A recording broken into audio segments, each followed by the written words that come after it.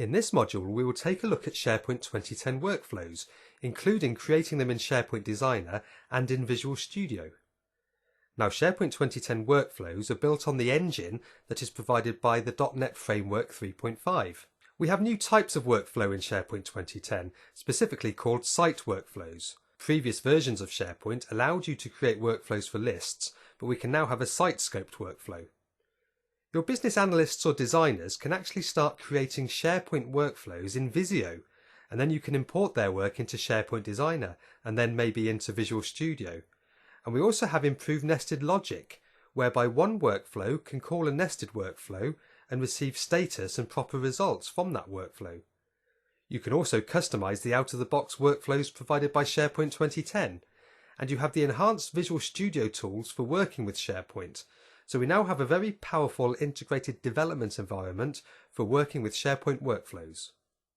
You can work with the pluggable external data exchange services to exchange data with external systems in your workflows, and there are improved workflow events that really allow for improved nested logic.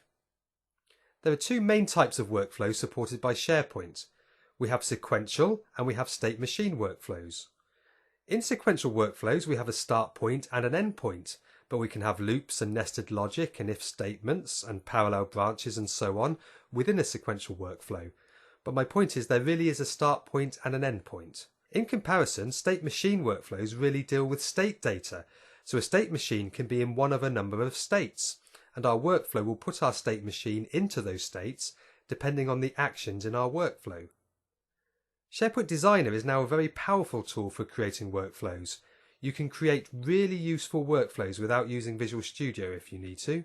We have tight integration with Visio and with Visual Studio, so you can, for example, import a diagram from Visio into SharePoint Designer, continue working with it, and then export it and use it in Visual Studio. So you will see more about workflows throughout this module.